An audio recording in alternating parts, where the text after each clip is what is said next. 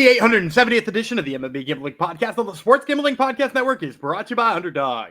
Get up to $1,000 deposit match when you sign up at UnderdogFantasy.com using promo code MMA SGPN.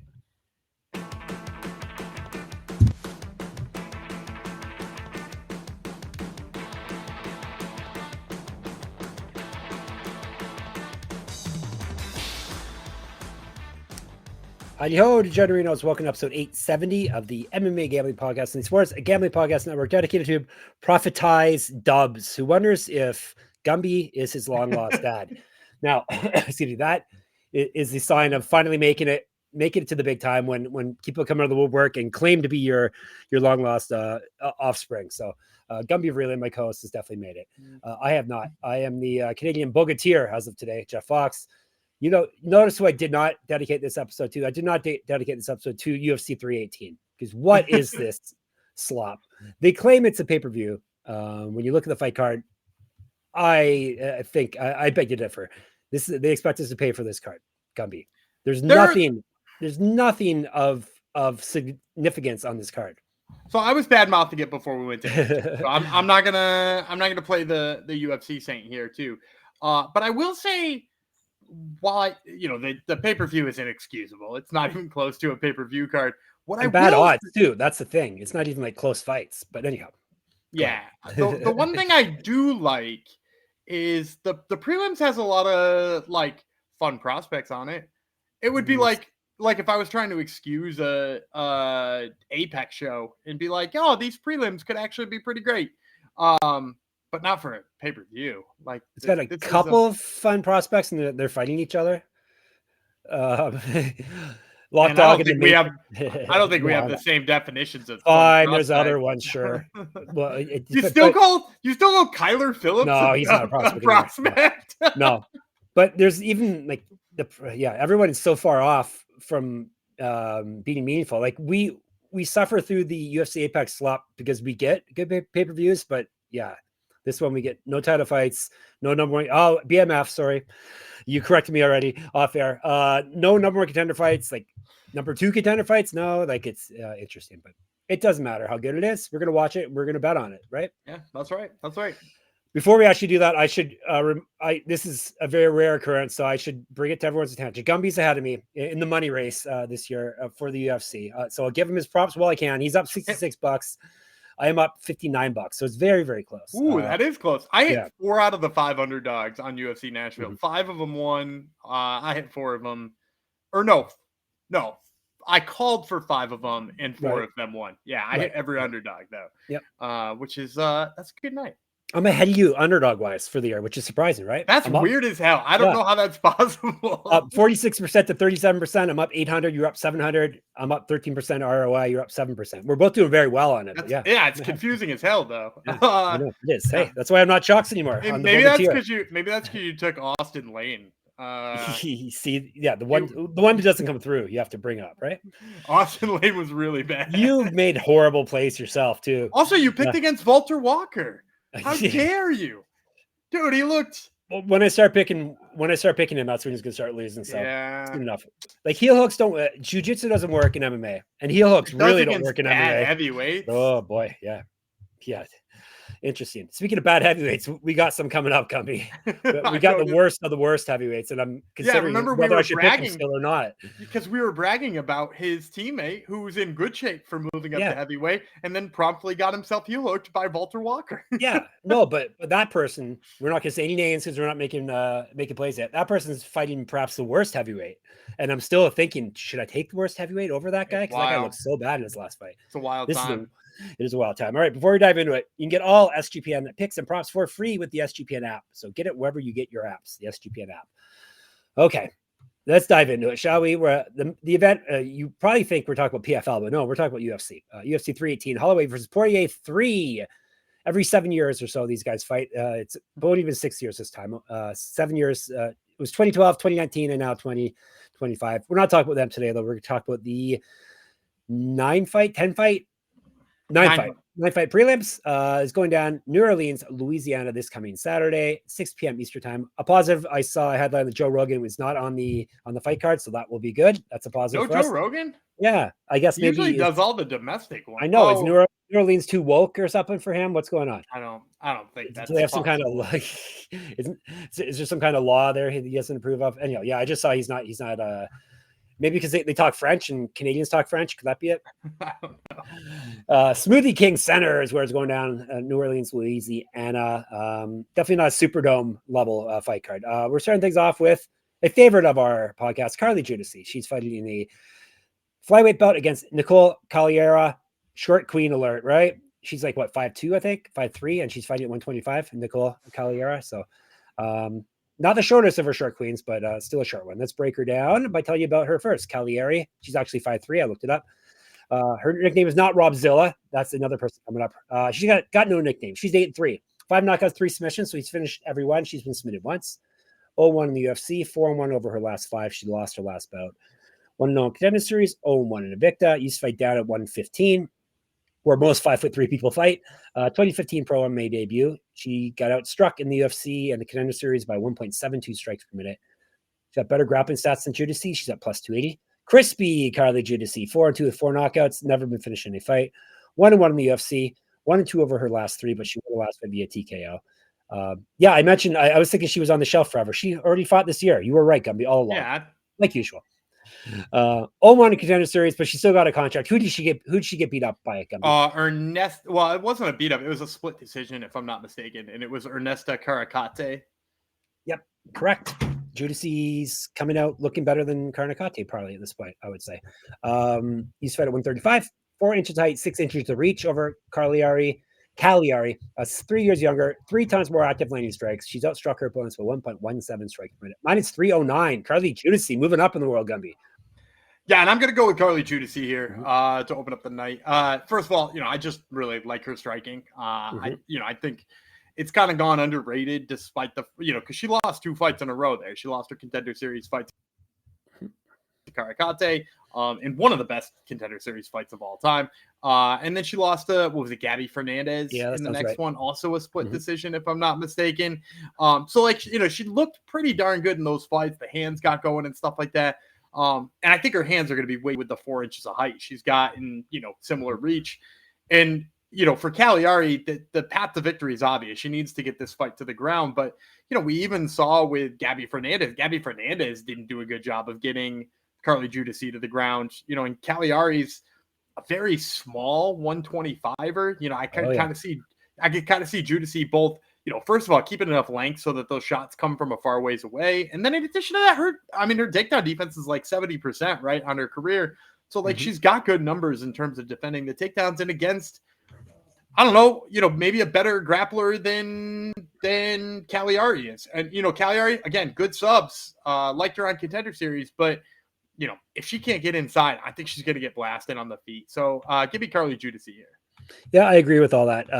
Judice, well, striker over grappler almost always. Yeah, she hit hard too. She hit hard. She's a dog. She got that dog in her. She got the size, obviously, and I see her piecing up Caliari. Caliari is too small for this weight class. Judice's big for the weight class as well. So I think that's a bad combination, and I think she's just going to put it on her on the feet. And as Gumby said, she's shown that she can keep the fight standing when need be. So Judice, Crispy is the pick.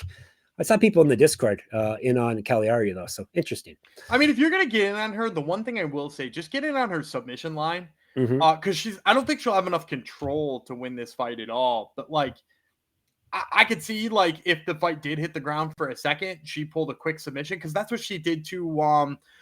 If I'm not mistaken, she's the one who beat Corinne Laframboise, right? Right. Yes. Yeah. On contenders, and when she wasn't pregnant, yeah. Yeah, she just got her down for when she wasn't pregnant. Yeah, when she just got her down for a split second, threw up the armbar and got her. So, maybe she scores a quick submission, but yeah, I don't think that's very likely. Yep, Judice is the pick, and we were 7-0 on our consensus picks last week, so it's good when we agree here. All right, Brazil versus US next, 185. Brunno Ferreira, Jackson McVey. Jackson McVey is hopefully getting a chance to actually make his UFC debut here after having his fight canceled, 2 weeks ago, something like that. He's the Moose. 6-0, 3 knockouts, 3 submissions. So he's finished everyone he owes his rounds. This is his short notice debut, technically. Used to fight at 200 pounds, 6 inches of height, 5 inches of reach over Fea, 7 years younger, plus 525. The Hulk, 13-2, 9 knockouts, 4 submissions, been knocked out once, submitted once. He owes his rounds as well. 4-2 in the UFC, 3-1 over his last 4, submission win in his last bout, 1-0 contender series, regional champ, minus 530. Not taking a short notice debuting fighter, a fighter that just basically cut weight and didn't get to fight. And Ferreira is ferocious on the feet. I know he's always drastically oversized though in fights. So usually isn't the issue for him. He knows how to get inside. This is a tough one for McVey. Give me Ferreira. Obviously, I don't like the line, minus 530. I think McVey is a bit better than that, especially considering he's way bigger, way younger, but I got to pick winner, and Ferreira's my winner. I don't think he's much better than that. I'm gonna be honest. Okay. No, and it makes me feel better. And historically, if you remember when he was supposed to fight Chris Ewart, which by the way, Chris Ewart, who badly missed weight for that fight, I think it was 8 pounds, did get his spot back on the contender series. So he's gonna be fighting good. week 1 on contender series. I guess that's good. They released him from the UFC and are gonna give him a full camp and a chance to get the thing done. So a little update on that side. But when he was gonna fight Ewart, I liked his chances to just get Ewart down one time. Because, Chris Ewart, not a great in terms of takedowns. We've seen people take him down. But, Bruno Ferreira is kind of like a sneaky good grappler. I think people forget how good he is on the mat. And, if you watch McVey, pretty much his path to victory is get you to the ground for a second and find your neck. Look for long Dars chokes and stuff like that. I don't think that's going to be there against Ferreira. And Ferreira has gotten inside on some pretty big guys and knocked him out anyway. He has, remember when he knocked out RoboCop? He knocked out RoboCop. And I know he's put up some stinkers in between there, but this is a guy who's gone in and punched out a real big middleweight in RoboCop. I really do think he's just going to get to McVey's chin. So give me Bruno Ferreira here. All right. We are linked up again. All right. Before we dive into more winning plays, another thing we're linked up on is the Circa Million and Circa Survivor. Think you know ball? Then you have to enter Circa's football contest with $21 million in guaranteed prizes. There's no rake, so if entries go above the guarantee, all extra money will go to the prize pool. Circa Million, you pick 5 teams against the spread each week, or go for the ultimate sweat in Circa Survivor. There's even the Circa Grandissimo, a $100,000 Survivor contest. You must register in person at a Circa sportsbook in Nevada, but that's an excuse to go to Las Vegas, right? And then once you do sign up in Nevada, you can play from anywhere with the help of SGPN's official proxy. So go to footballcontest.com and use promo code SGP to get $50 off your proxy fees. And we're brought to you by MyBookie.ag. MyBookie is your place to bet in every sport, including MLB, WNBA, golf, and of course, football futures. MyBookie accepts customers from a ton of locations, easy deposit, and lightning fast payouts using crypto. All the UFC lines we're talking about right now are over at MyBookie. And when you do head over to MyBookie.ag, make sure you sign up with our promo code MMASGPN. That way you get 100% deposit match up to $1,000. Terms and conditions apply. That's MyBookie.ag, promo code MMASGPN. All right, the heavyweights we were bad-mouthing before were shockingly, Ryan Spann, United States, Łukasz Brzeski from Poland, 3 5-minute rounds. Tell you about the bull, Łukasz Brzeski. 9-6-1 with 1 no contest, 5 knockouts, 2 submissions. He's been knocked out 4 times, 1-5 in the UFC. He's lost 2 straight and won 1 of 6. Why is he still in the UFC, Gumby? That's the question. Because he won that one fight that one time. Yeah, it was against someone crappy, I think, too, right? Because he only beats crappy. No, it was weirdly Walter Walker. Oh, yeah, someone crappy, like I said. You're totally on Walter Walker train now, aren't you? 3-fight win streak at heavyweight gets you places. You love jiu-jitsu so much. You're hoping, eh? He cashed at 220 and plus 650 on the subline. That's what I like. That's what he likes. All right, Brzeski got TKO'd in both of his last 2 fights. He won in the contender series and then failed a drug test, so that's a contest. 2013 Pro MMA debut. He's not on drugs anymore, it seems, right, Gumby? He seems to be getting in more shape with every fight, right? Is he one of the guys? He doesn't look good. I'll give him that. But I don't know if he looked good on the drugs either. If I'm being honest, it's not a Rizvan Kuniev situation. No. He's got better striking stats and more active landing strikes than Spann. He's outstruck his opponents in the UFC, so that hasn't been the problem. 1.34 strikes per minute. He's at plus 202. Superman Spam. I think he should hand in his cape, but 22-11, 6 knockouts, 13 submissions. He's been knocked out 5 times, submitted 3 times. 8-6 in the UFC, 1-4 over his last 5. Got knocked out in his last fight. Used to fight at 185 and 205. Missed weight before at 205. 1-1 in contender series. You remember who beat him? I don't, but it's got to be like one of the first Contender Series, right? Yeah, because he's been around for a while. Let me see. Ryan Spann. I have to look it up because I always expect Gumby to have the correct answer, and this time he did not. For a change, it was Baby K, wasn't it? He beat Emiliano Sordi, and you're right, Carl Robertson. Yeah, Baby K. You remember the nicknames? Yeah. That was 2017. Wow, long time. LFA champion, a regional champion as well. 2013 Pro MMA debut. Based on the last weigh-ins, he was 15 pounds heavier than Brzeski. The old light heavyweight somehow was 15 pounds heavier. He's in his Brzeski fought at light heavyweight for years too. Sure. An inch height, an inch reach over Brzeski. Better grappling stats. He's been outstruck in the UFC by 1.01 strikes per minute. Minus 210. Do we really want to pay minus 210 on Ryan Spann Gumby at heavyweight? I mean, I like fading Łukasz Brzeski at that price. Yeah, and like, look, his debut didn't look great, right? Yeah. He didn't get the takedowns on Waldo Cortez Acosta, wound up having to box with him. And the boxing of Waldo Cortez Acosta continues to look mildly better than I ever give it credit for.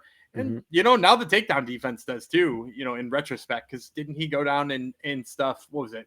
Spivak a bunch of times on the takedowns, like when we thought he'd struggle with those. So, maybe that loss aged pretty well. Meanwhile, like 3 of his last 4 fights have seen Łukasz Brzeski get flatlined. The only one that's worked is basically when Walter Walker exhausted himself and fell down. And he won that one by decision, despite the fact that Walter Walker could barely stand up, never mind fight. So, like, Brzeski doesn't have a really wide skill set. His chin is questionable, and I know that Ryan Spann kind of disappointed in his debut, but like, before that, he was looking fairly good at light heavyweight too. I know this was like a new push for the Fortis MMA guys to go up to heavyweight, but he put up a pretty good fight against Ovince St. Preux, wound up guillotining him. Like, he's got sharp sub skills. And like, there's a good chance he catches Brzeski's chin anyway. So yeah, I'm going to go Ryan Spann, but to your point, like, yeah, maybe not my favorite play of the week. No, I was trying not to take him, but you're really going to have to. Like, Brzeski's bottom of the barrel here. Yes. He's only beaten a guy who got tired. Yep. Bottom of the barrel. All right. Bounce back fight for Ryan Spann. We are, this is one of the ones, like, I don't want to pick either of these guys too, but we have back-to-back fights. This usually doesn't happen on pay-per-views, but Jimmy Crute, Australia, Marcin Prachnio from Poland. Do you want to pick one of these guys? I thought we were one fight later and like one fight later, there's one guy I really want to take. Yes. But so like you sort of surprised me with that preface. Yeah, there's a guy on here I like. Yeah. Of course. Okay. All right. Prachnio, 17-8. 11 knockouts, 1 submission. He's been knocked out 4 times, submitted twice. 4-6 in the UFC. Loss over his last 5. 4-6 over his last 10. He's got submitted in his last bout. It's back in July of 2024, not quite 2014. He's fighting 185 in heavyweight. 4-0, one championship, the biggest promotion in the world. Regional champ, 2013 Pro MMA debut. An inch taller than Crute. Better strike stats, more active landing strikes, and he's outstruck his opponents by 2.33 strikes per minute. He's at plus 266. Jimmy the Brute Crute. 12-4-2, 5 knockouts, 4 submissions. He's been knocked out twice, submitted twice.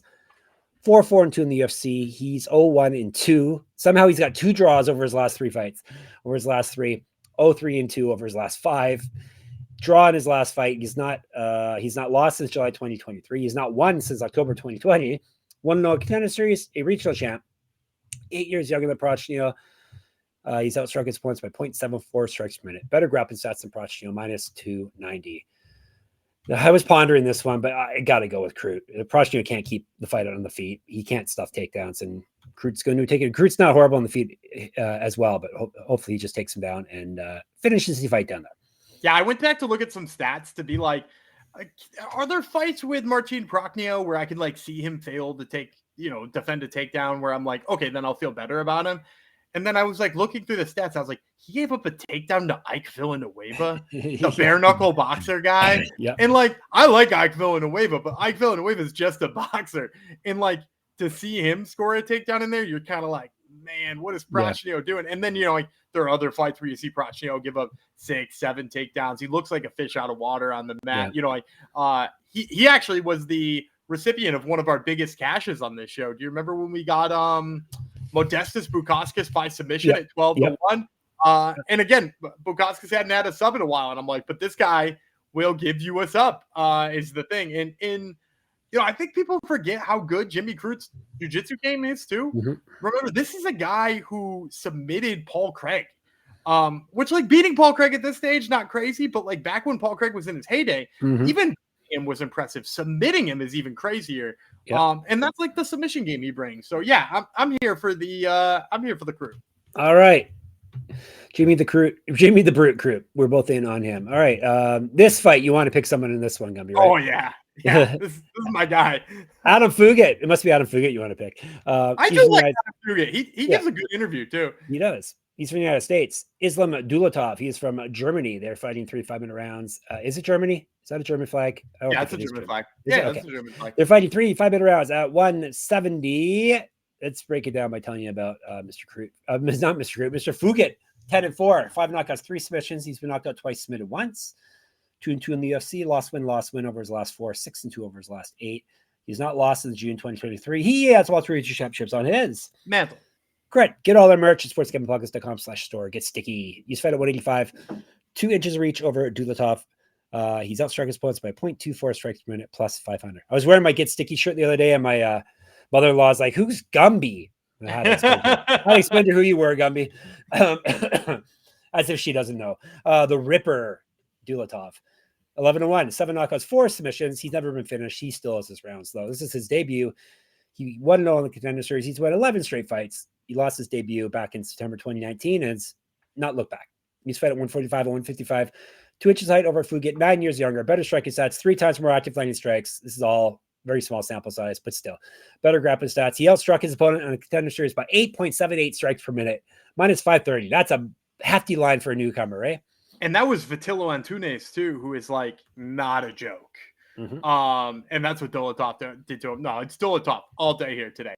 I'm a big fan of Islam Dulatov. I'm actually a big fan of his brother too, Tamerlan Dulatov, who's nasty. Like these guys both, weird shape, right? Like, cause they're like lanky as hell. They're like, let's throw a Kendall the Spider Grove reference out there. He's built kind of like Kendall Grove, only like way more powerful, and then has like some sick jiu-jitsu too. Like, I mean, like he's going to be an enigma for a lot of people in this weight class with that like size and reach that he's going to be rolling on people, and the way that he's quick with the hands for a guy who's shaped like that too. Like a lot of times you see those lanky guys and it's kind of like hard for them to put combinations together without like falling all over themselves. Not him. He's looked so good. And both in the Contender Series fight, but also like any of the fights you want to watch before, he was an Octagon, and he looked damn good over there too. So yeah, Islam Dulatov is a guy who, if you could buy stock in fighters right now, I'd be buying some Islam Dulatov stock. Yeah, I'm picking the Ripper as well. How high do you think he can go? I think he could be a top 5, top 10 kind of guy. Nice. He brings a very weird mixture of stuff, and it's just going to depend on how he reacts to the high level grapplers of this weight class. When he eventually gets to them, that's going to maybe decide whether or not it's like, title aspirations or, kicking around the top 10, but I think he's a top 10 kind of guy. So more than a modern day Kendall Grove, he's going to reach even higher. I don't know. Kendall Grove was probably a top 10 guy in his day. Was he not? I don't know. I can't remember. I just remember him though. So, someone look it up. Intern, get on it, intern. We are going to 185. Ateba, Gautier versus Robert Valentin. We got Cameroon versus Switzerland. UFC. It's all over. Worldwide, baby. Valentin is Rob Zilla. 10-5 with 1 no contest. 3 knockouts, 6 submissions. He's been knocked out twice, submitted once. 0-2 in the UFC. So 2 fight losing streak. Before that, he had won 3 straight. He's not won a fight since December 2023. He went 2-0 in the Ultimate Fighter and then lost in the finals. Regional champion. He's fought at 205. He's been outstruck in the UFC by 1.10 strikes per minute, plus 455. Like I said, we're not even getting good odds this week, unless you want some dogs. The Silent Assassin, Gautier. 7-1, 6 knockouts. Never been finished in a fight. You owe us rounds, sir. 1-0 in the UFC, 1-0 Contender Series. He's won 6 straight, all via TKO. He's not lost since July 2022. He's fought at 205. 2 inches height, 4 inches of reach over Valentin, 7 years younger. Better striking stats, 6 times more active landing strikes. He's outstruck his points by 3.83 strikes per minute, minus 514. Gautier all day. He's just way too good a striker, maybe not good, powerful striker for Valentin to handle. So give me Gautier. I'm gonna go Valentin. Oh, you crazy man! You could call me crazy, but like, hey, let's remember your Oban Elliott pick when you called me crazy for picking Ko too.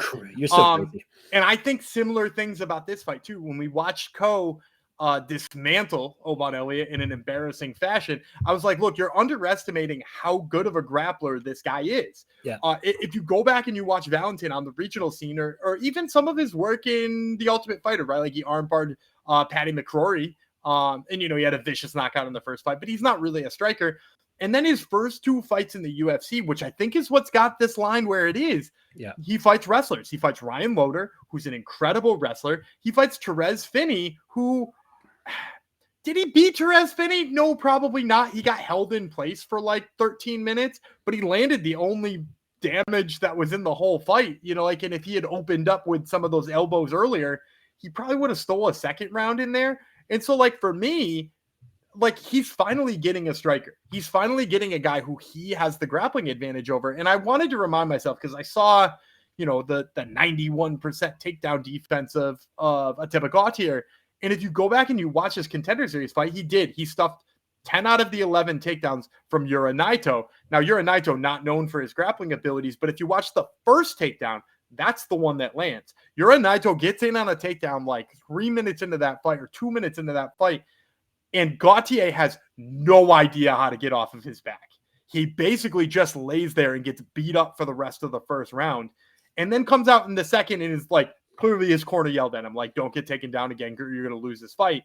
But like, that's Naito, who just basically threw punches from guard.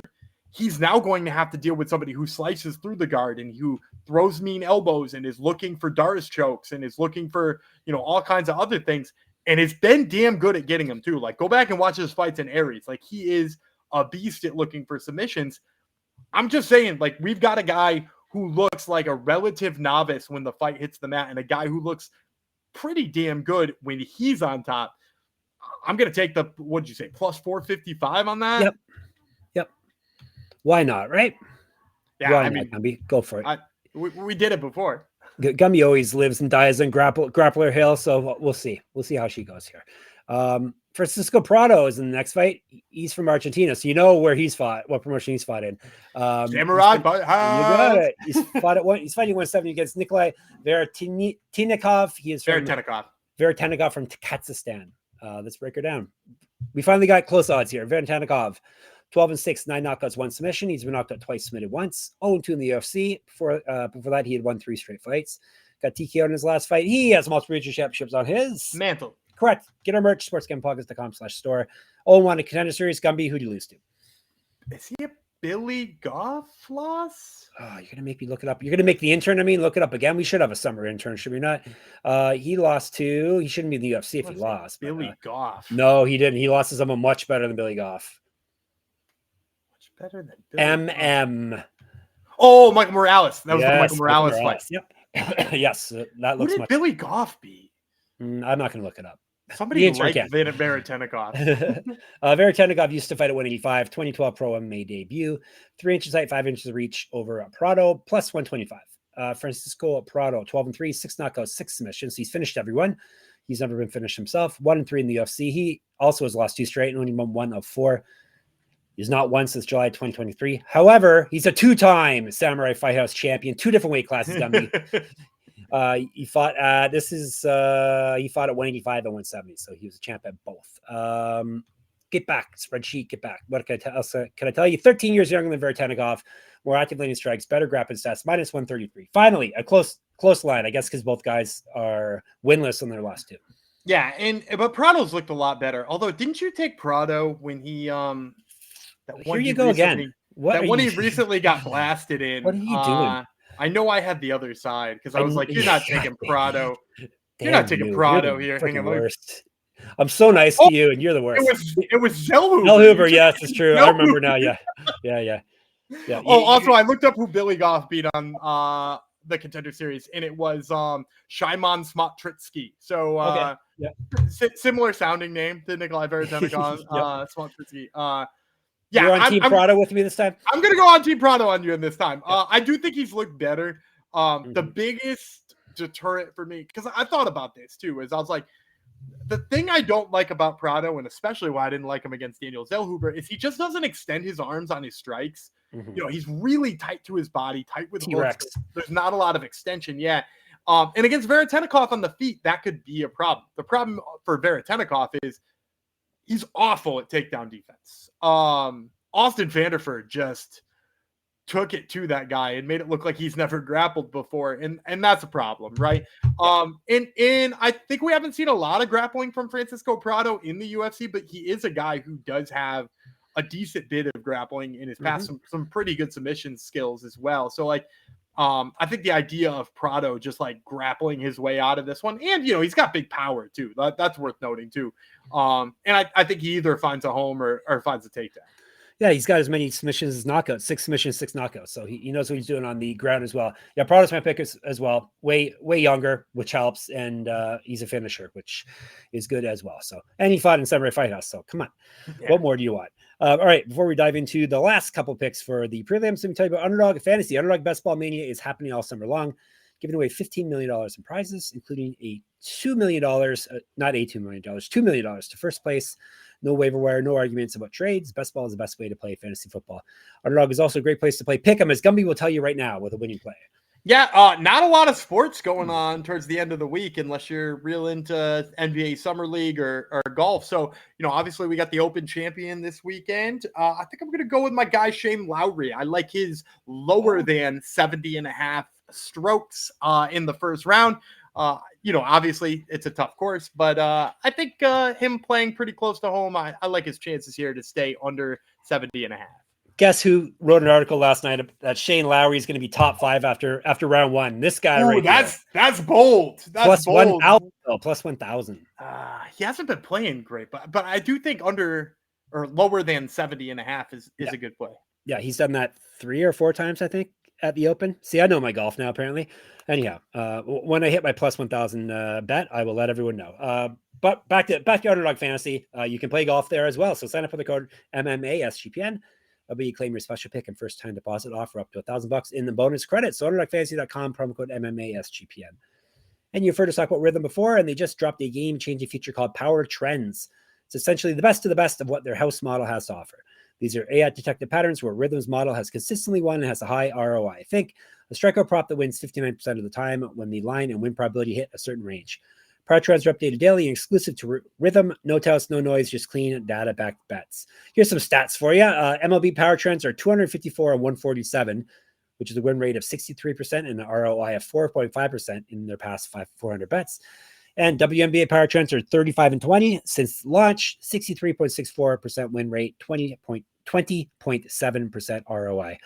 So download the Rhythm app, check out Power Trends, and start betting smarter. You know we will be. Did you get the Shane Lowry off Power Trends? Probably not, right? No. But I did recently get Kelsey Plum. You know, her line on Tuesday was set at 17.5 points, and Rhythm alerted me that that's pretty absurd, and she went off for 20 on Tuesday. So shout out to Rhythm.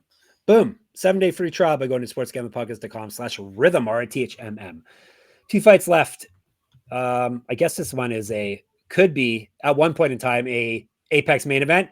Marvin Vettori from Italy, Brendan Allen from USA. You got it. 185.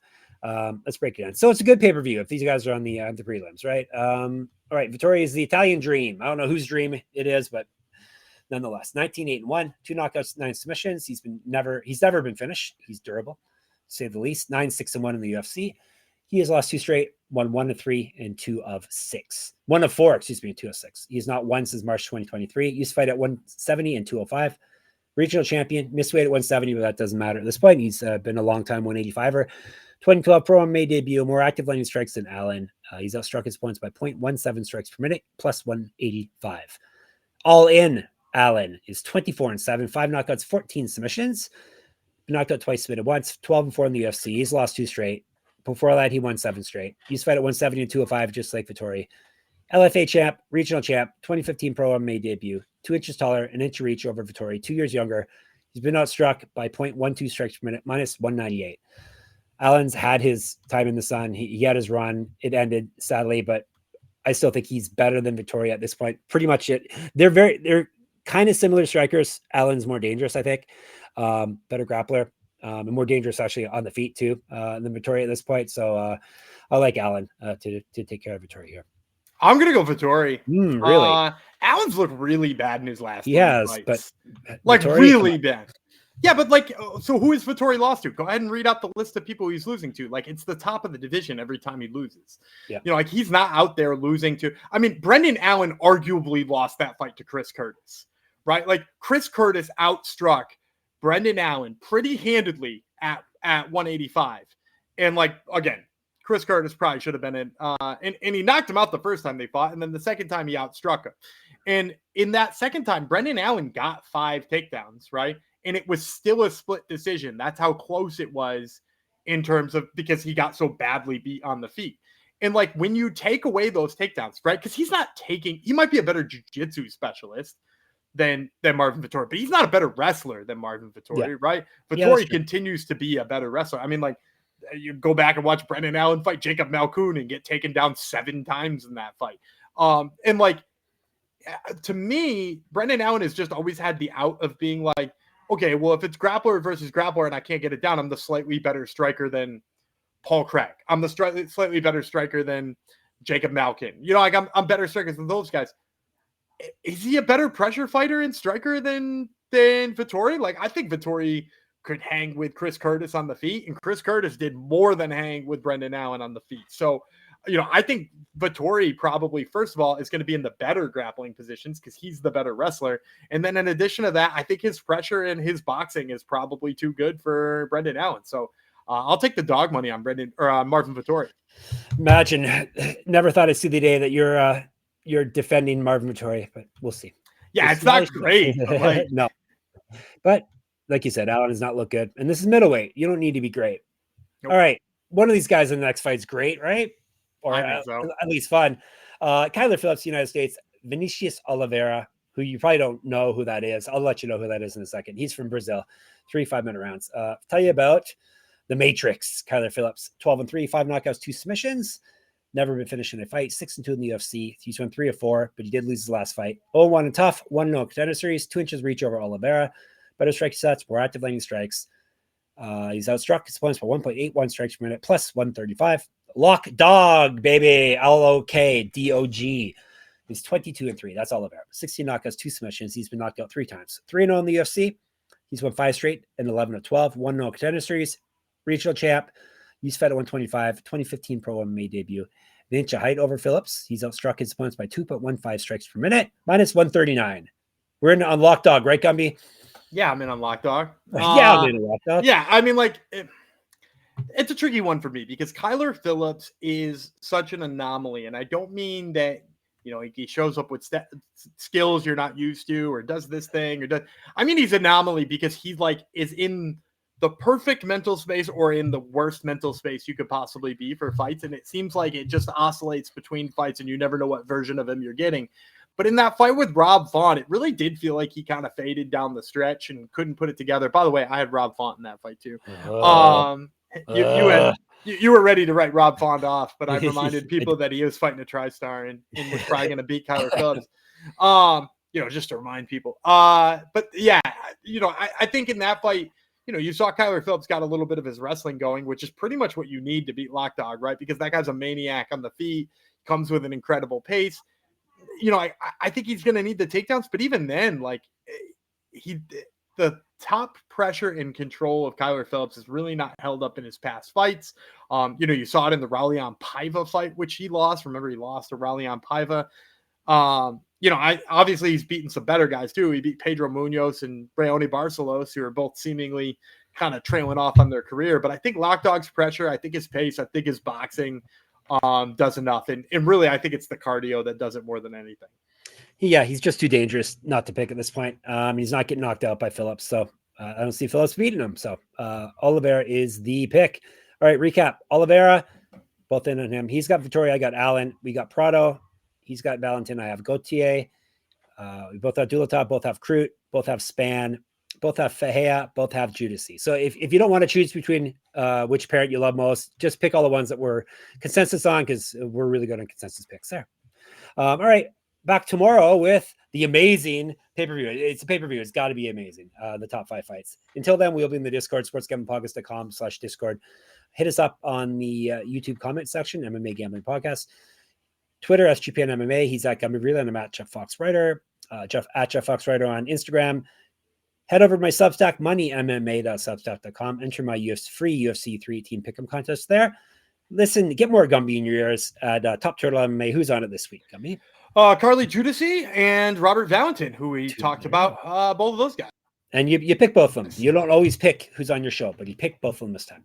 And of course, sportsgamblingpodcast.com, sportsgamblingpodcast.com/store, sportsgamblingpodcast.com/Patreon. As I said, back tomorrow, it'll be Danzilla. And who should I be? The Ripper, Jeff Fox. We'll talk to you then.